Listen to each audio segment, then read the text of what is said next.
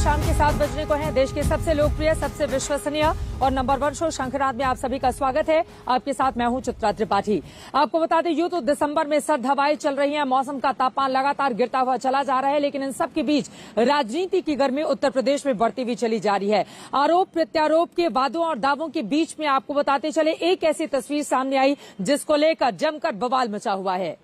RSS प्रमुख मोहन भागवत और पूर्व मुख्यमंत्री मुलायम सिंह यादव दोनों एक सोफे पर क्या बैठे, इसको लेकर कांग्रेस पार्टी ने जहां संघवाद के आरोप लगा दिए हैं समाजवादी पार्टी पर, तो वहीं बीजेपी के नेता भी उसे ट्वीट करके फोटो को बता रहे हैं तस्वीर बहुत कुछ बोलती है। इस पूरे मामले में किस तरह से बवाल मचा हुआ है और तस्वीर को लेकर अखिलेश यादव की ओर से क्या कुछ कहा गया है, उसको बताती हुई हमारी ये रिपोर्ट देखिए।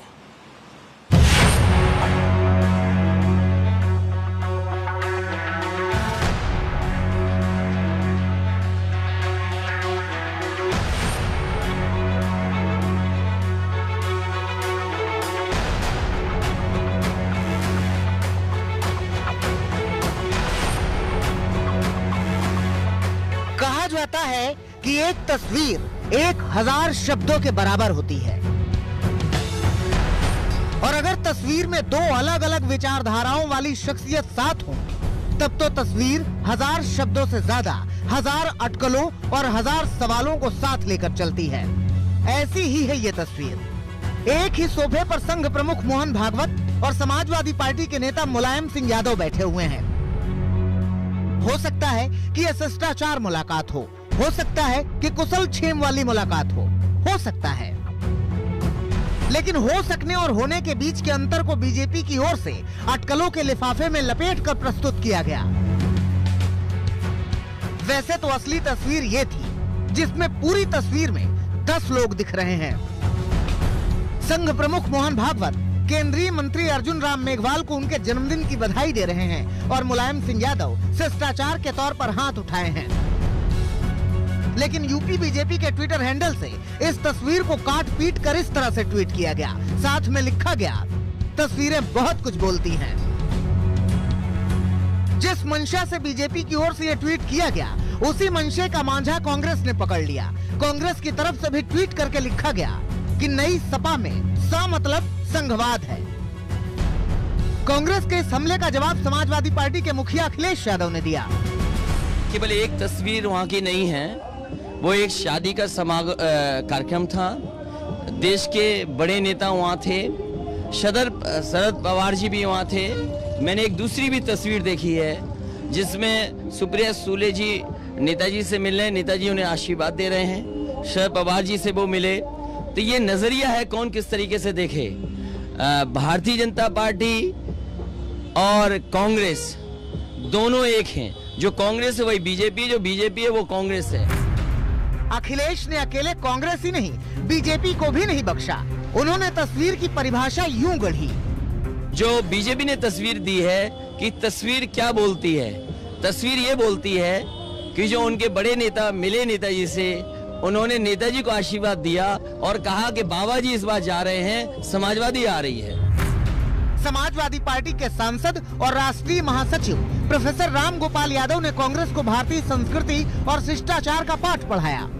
जो बिटवीन द लाइंस पढ़ते हैं उनके लिए तो ये खबर हो सकती है, जो भारतीय संस्कृति से परिचित हैं उनके लिए कोई खबर नहीं। हालांकि देश के तो बहुत बड़े लोग हैं जो बैठे हुए एक सोफे पे, तो अच्छी बात भी है, इसमें क्या खराब बात है। ब्याह शादियों में सारे विचार वाले लोग, एक दूसरे के विरोधी लोग आते हैं, हंसते हैं, एक साथ बैठते हैं, खाते हैं। ये कोई नई बात है जो कल हो गई। वैसे राजनीति में ऐसी शिष्टाचार मुलाकातें नई बात नहीं है। खुद पीएम मोदी भी 2015 में मुलायम के पोते तेज प्रताप के तिलक में हिस्सा लेने सैफई पहुंचे थे, लेकिन तब चुनावी माहौल नहीं था। अब चुनावी माहौल है, इसलिए चर्चा तेज है।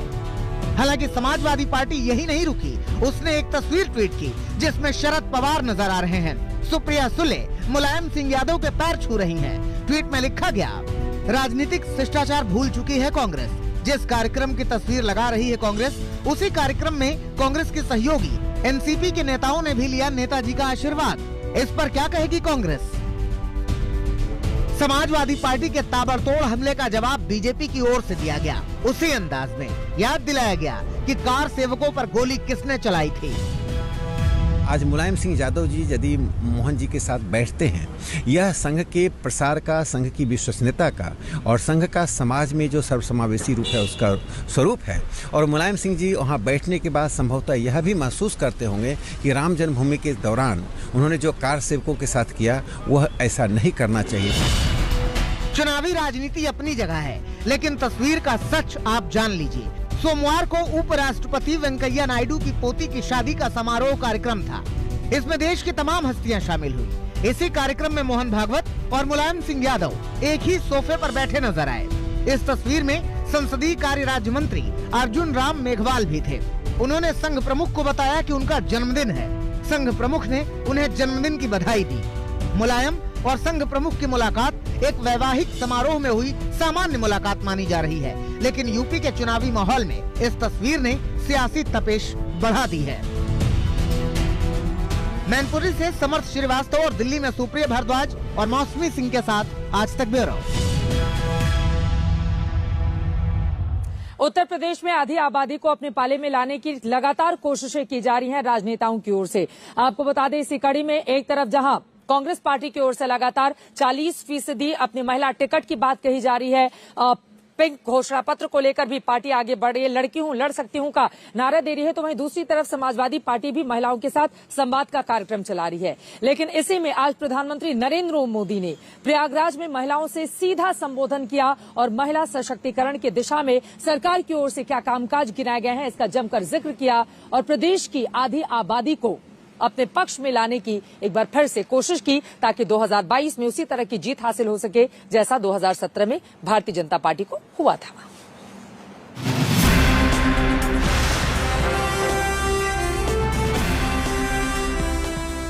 बेटियां कोख में ही ना मरी जाएं, वो जन्म लें, इसके लिए हमने बेटी बचाओ बेटी पढ़ाओ अभियान के माध्यम से समाज की चेतना को जगाने का प्रयास किया। सबसे अधिक लाभ अगर किसी को हुआ है तो वो हमारी बहनें ही है। प्रधानमंत्री मातृ वंदना योजना के तहत गर्भावस्था के दौरान 5,000 रुपये महिलाओं के बैंक खाते में जमा किए जाते हैं कि बेटी की विश्वास को नई ऊर्जा देने का प्रयास शुरू किया। मैंने आपसे क्या कहा था, अपनी शक्ति को पहचानो।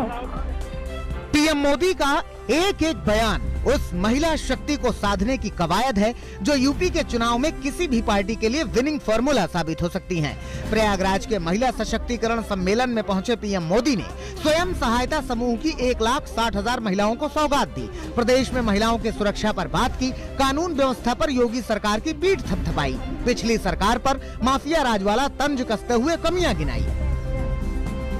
यूपी की बहन बेटियां थी, उन्हें सड़क पर निकलना मुश्किल हुआ करता था, स्कूल कॉलेज जाना मुश्किल होता था।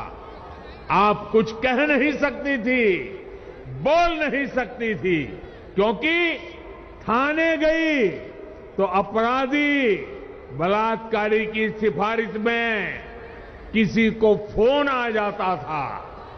योगी जी ने इन गुंडों को उनकी सही जगह पहुंचाया है। उत्तर प्रदेश की महिलाओं ने, माता बहनों बेटियों ने ठान लिया है, अब वो पहले की सरकारों वाला दौर वापस नहीं आने देगी। उत्तर प्रदेश के चुनावी माहौल में पीएम मोदी के इस कार्यक्रम को तमाम विपक्षी दलों की उस रणनीति का जवाब माना जा रहा है जिसके केंद्र में महिलाएं हैं। प्रियंका गांधी लड़की हूं लड़ सकती हूं के नारे के साथ यूपी में कांग्रेस के अभियान को आगे बढ़ाने में लगी हैं। उन्होंने बाकायदा महिलाओं के लिए अलग घोषणा पत्र जारी किया है जिसमें महिलाओं को 40% टिकट के साथ स्कूटी और स्मार्टफोन जैसे लुभावने वादे किए गए हैं। महिलाओं पर केंद्रित पीएम मोदी की रैली को प्रियंका ने कांग्रेस का प्रभाव बताया और इसे यूपी की महिलाओं की जीत भी कहा। देश की महिलाओं, मैंने आपसे क्या कहा था, अपनी शक्ति को पहचानो। आज आपकी शक्ति के साथ इस देश के प्रधानमंत्री नरेंद्र मोदी जी झुक रहे हैं, समझ गए हैं कि महिला खड़ी हो रही है। 5 सालों से क्यों नहीं की ये घोषणाएं? आज क्यों कर रहे हैं? चुनाव से पहले, क्योंकि महिला जागरूक हो गई है, महिला उठ गई है। हमने लड़की हूँ लड़ सकती हूँ का नारा दिया, महिला उठ गई है, जाग गई है, कह रही है मेरा हक दो। सिर्फ बीजेपी ही नहीं, मुख्य विपक्षी दल समाजवादी पार्टी की नजर भी सूबे की महिला वोटर पर है। महिलाओं को पार्टी से जोड़ने के लिए समाजवादी पार्टी जिले जिले महिला संवाद अभियान चला रही है। अखिलेश राज में महिलाओं के लिए चलाई गई योजनाओं की याद दिला रही है और उन योजनाओं को आगे बढ़ाने का भरोसा भी दे रही है। समाजवादी पार्टी का दावा है कि महिला वोटर इस बार उसके साथ है। यही वजह है कि पार्टी को यूपी में बदलाव का विश्वास है। महिलाओं के साथ सबसे ज्यादा भेदभाव, सबसे ज्यादा उत्पीड़न, सबसे ज्यादा घटनाएं भारतीय जनता पार्टी की सरकार में हो रही। एनसीआरबी के खुद आंकड़े, दिल्ली के खुद आंकड़े कह रहे हैं 40% से ज्यादा महिलाओं बेटियों के साथ उत्पीड़न हुआ है। और आज जब प्रधानमंत्री जी खुद लखनऊ इलाहाबाद में बोल रहे थे तो कम से कम उन्हें पूछना चाहिए मुख्यमंत्री जी से कि आज ही प्रदेश में जगह जगह पर बेटियों के साथ उत्पीड़न और घटनाएं हुई हैं आज के दिन भी। और दूसरा, हाथरस की बेटी की घटना कैसे भूल जाएंगे लोग।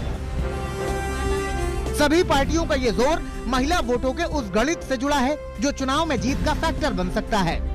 क्योंकि 2019 में हुए लोकसभा चुनाव के मुताबिक उत्तर प्रदेश में कुल 14 करोड़ 40 लाख मतदाता हैं, जिनमें महिला मतदाताओं की संख्या 6 करोड़ 61 लाख है। यानी प्रदेश में करीब 45% महिला वोटर है।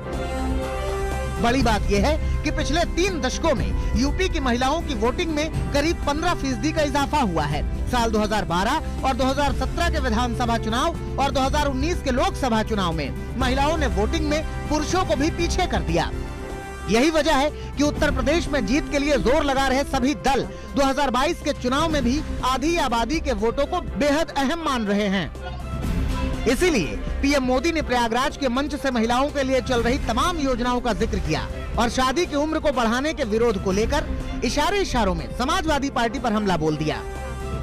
बेटियों भी चाहती थी कि उन्हें उनकी पढ़ाई लिखाई के लिए, आगे पढ़ने के लिए समय मिले, बराबर अवसर मिले। इसलिए बेटियों के लिए शादी की उम्र को 21 साल करने का प्रयास किया जा रहा है। देश ये फैसला बेटियों के लिए कर रहा है, लेकिन किसको इससे तकलीफ हो रही है ये सब देख रहे हैं। शादी की उम्र बढ़ाने का प्रस्ताव यूपी में पहले ही सियासी मुद्दा बना हुआ है और ओवैसी जैसे नेता बार बार इसे उठा रहे हैं। इस तरह का बिल लाकर मोदी सरकार जो इंस्टीट्यूट ऑफ मैरिज पर हमला कर रही है, 18 साल की लड़की को आप right to choose, right to freedom उसका कर्टेल कर रहे हैं, जो भारत के संविधान में आर्टिकल 19 गारंटी करता है। जब 18 साल की लड़की देश के प्रधानमंत्री को, देश के एमपी को, देश के एमएलए को चूज कर सकती है, तो अपना पार्टनर क्यों नहीं चूज कर सकेगी। इन सब के बीच ये साफ है कि महिलाएं सत्ता के लिए छिड़ी सियासी लड़ाई के केंद्र में आ गई हैं और हर पार्टी अब इन्हें अपने पाले में लाने में जुटा हुआ है। प्रयागराज से पंकज श्रीवास्तव के साथ आज तक ब्यूरो। उत्तर प्रदेश के चुनावी समर में अखिलेश यादव हर दांव पेच आजमा रहे हैं। इसी कड़ी में छोटे छोटे दलों के साथ लगातार वो गठबंधन कर रहे हैं और इसी के तहत उन्होंने 45 मिनट तक अपने चाचा शिवपाल यादव से मुलाकात भी की। आज जब मैनपुरी में अखिलेश यादव रोड शो निकाल रहे थे, अपने रथ यात्रा को लेकर आगे जा रहे थे, तो उस दौरान शिवपाल यादव उनके रथ पर दिखाई नहीं दिए। अलबत्ता उनके पोस्टर्स जरूर नजर आए। अब सवाल यह है कि आखिर मामला अभी तक सीटों को लेकर इन दोनों के बीच में कहां फंसा हुआ है।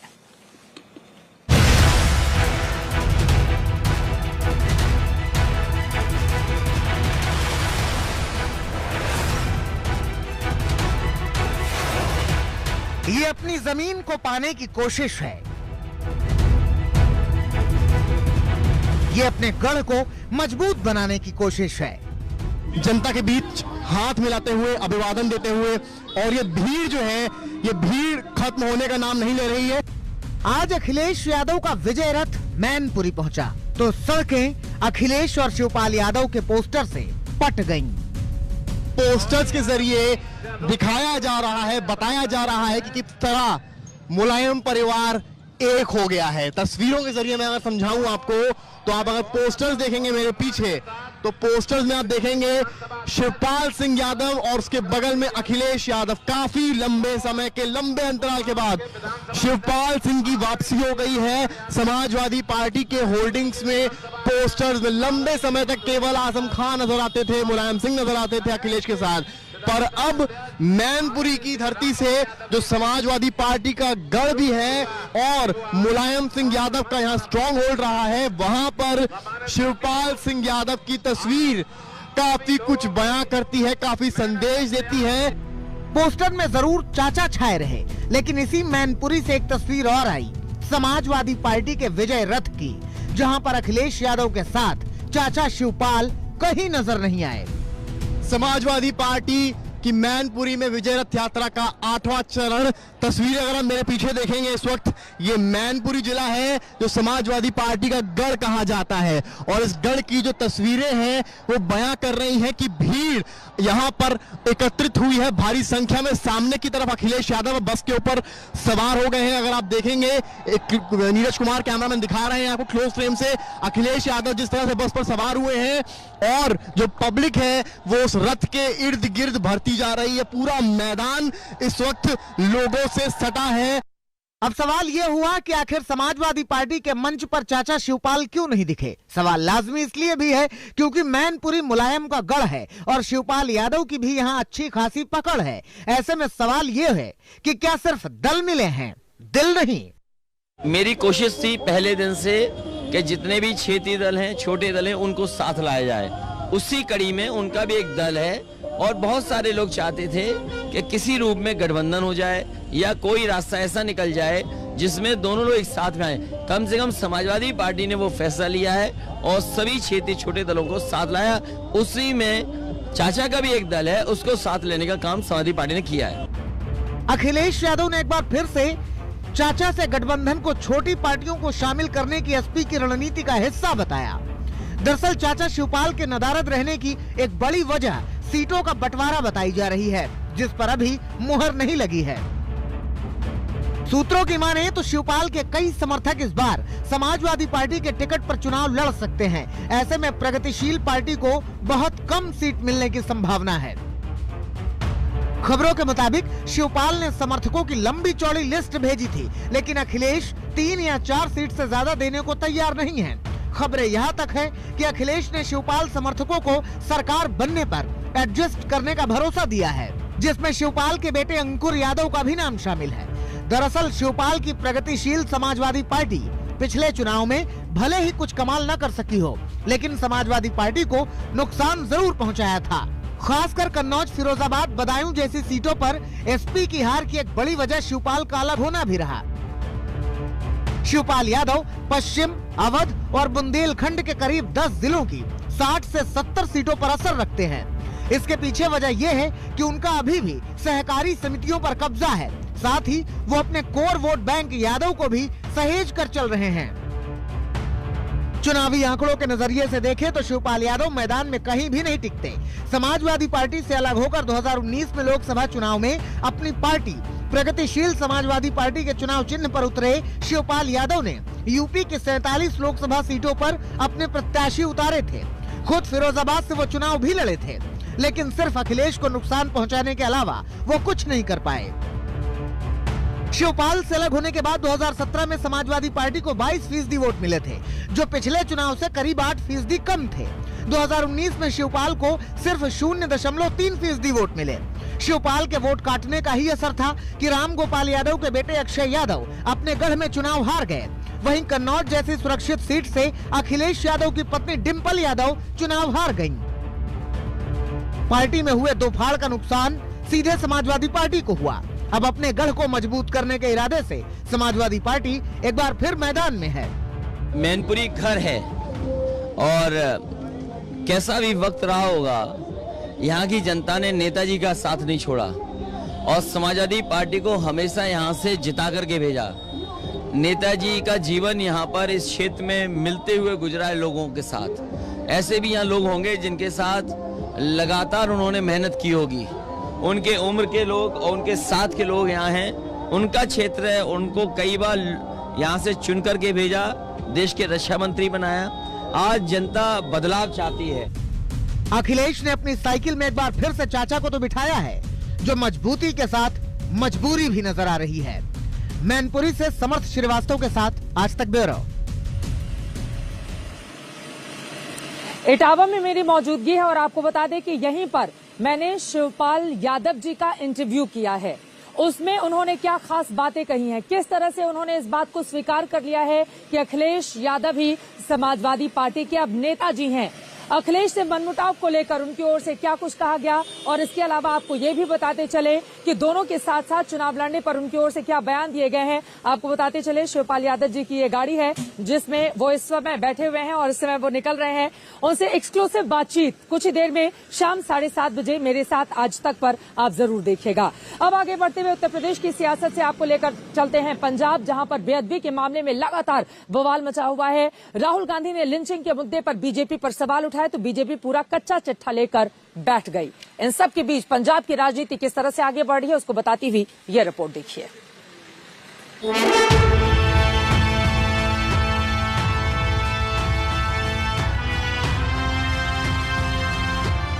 पंजाब में चुनाव है और बेअदबी के बाद लिंचिंग के मुद्दे पर जबरदस्त तनाव है। तो बेअदबी के मामले में लिंचिंग पर जोर देकर कोई बोले या ना बोले, लेकिन राहुल गांधी लगातार बोल रहे हैं। और बोल क्या रहे हैं कि 2014 से पहले लिंचिंग शब्द व्यवहारिक तौर पर सुनने को भी नहीं मिलता था। राहुल गांधी का ये ट्वीट बीजेपी के नेताओं को खल गया। सबसे पहले बीजेपी IT सेल वाले अमित मालवीय ने एक ट्वीट किया जिसमें उन्होंने राजीव गांधी को लिंचिंग का जनक बताया। साथ में बीजेपी के सांसदों ने राहुल पर ताबड़तोड़ वार किए। देखिए, राहुल गांधी छोटे बच्चे थे जब 84 में हजारों सिखों को दिल्ली एवं देश के अन्य शहरों में निर्दोष सिखों की नृशंस हत्या कर दी गई थी। बीजेपी के मंत्रियों ने भी मोर्चा संभाला। कांग्रेस पर जोरदार अटैक किया गया। उनको मालूम